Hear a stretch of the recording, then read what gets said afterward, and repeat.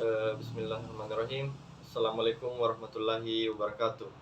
Sebelumnya, perkenalkan, nama saya Muhammad Syiful Nur dari kelas Ilmu Pemerintahan 5D. Baik, di sini saya akan sedikit menjelaskan materi terkait sejarah partai politik. Yang pertama yaitu pada masa penjajahan Belanda. Pada tahun 1908 berdirilah organisasi pergerakan nasional eksklusif untuk priai yang bernama Organisasi Budi Utomo. Organisasi ini kemudian menjadi embrio pergerakan organisasi lainnya. Organisasi tersebut berasal dari bermacam-macam ideologi seperti Islam, sekuler, nasionalis, dan komunis. Selanjutnya pada tahun 1939 Belanda membentuk Dewan Rakyat atau Volksraad yang merupakan badan seperti DPR. Oleh karena itu pada tahun tersebut di Hindia Belanda sudah terdapat beberapa fraksi, yaitu Fraksi Nasional di bawah pimpinan M. Husni Tamin, Perhimpunan Pegawai Bestur Bumi Putra atau PPBB di bawah Prawoto, dan Indis National Group di bawah pimpinan Muhammad Yamin. Terdapat usaha untuk mengadakan gabungan dari partai-partai politik di luar Volksraad dan menjadikannya semacam Dewan Perwakilan Nasional yang disebut Komite Rakyat Indonesia atau KRI.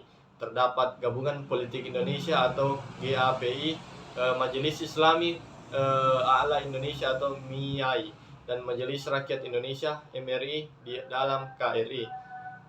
Sedangkan pada masa penjajahan Jepang, berbeda dengan masa penjajahan Belanda, selama Jepang berkuasa di Indonesia, kegiatan partai politik dilarang. Namun hal ini tidak berlaku untuk golongan Islam yang membentuk Partai Majelis Syuro Muslimin Indonesia. Sedangkan pada masa setelah kemerdekaan, Muhammad Hatta selaku Wakil Presiden RI mengeluarkan maklumat nomor 10 tanggal 16 Oktober 1945. Hal ini menyebabkan banyak bermunculan partai di Indonesia. Inilah multisistem partai pertama di Indonesia setelah proklamasi kemerdekaan. Pada masa Orde Lama, masa parlementer marak terjadi di Indonesia pada tahun 1950 sampai 1959 yang merupakan titik kejayaan partai politik di Indonesia. Muncul 4 partai besar, yaitu sejarah Partai PNI atau Partai Nasional Indonesia, yang kedua NU, 3 Masyumi, dan sejarah PKI.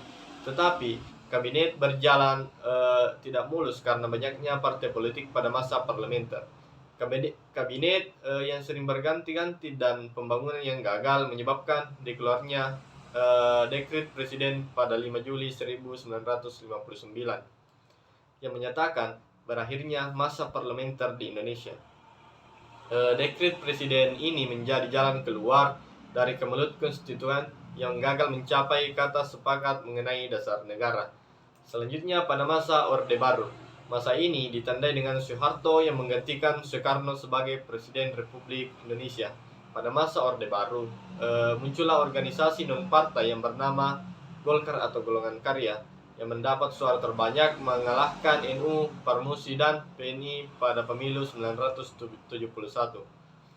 Partai politik yang berideologi Islam yaitu NU, Parmusi, PSII, dan PERTI digabungkan menjadi Partai Persatuan Pembangunan atau P3 pada 5 Januari 1973. Satu golongan non-partai adalah Golkar yang merupakan penyokong Soeharto dalam menguasai Indonesia. 2 partai politik dan golongan karya mengikuti sejarah pemilu di Indonesia pada tahun 1977, 1987, 1992, dan 1997. Rezim Orde Baru berakhir dengan pengunduran diri Presiden Soeharto pada tanggal 21 Mei 1998 karena diduga banyak melakukan korupsi dan nepotisme atau KKN. Selanjutnya pada masa reformasi, partai yang muncul di era reformasi hanya ada 5 partai yang memperoleh suara signifikan, yaitu Partai Demokrasi Indonesia Perjuangan atau PDIP, Partai Persatuan Pembangunan atau P3, Partai Golkar, Partai Kebangkitan Bangsa, dan Partai Amanat Nasional atau PAN. Demikianlah materi singkat dari saya. Sekian. Wassalamualaikum warahmatullahi wabarakatuh.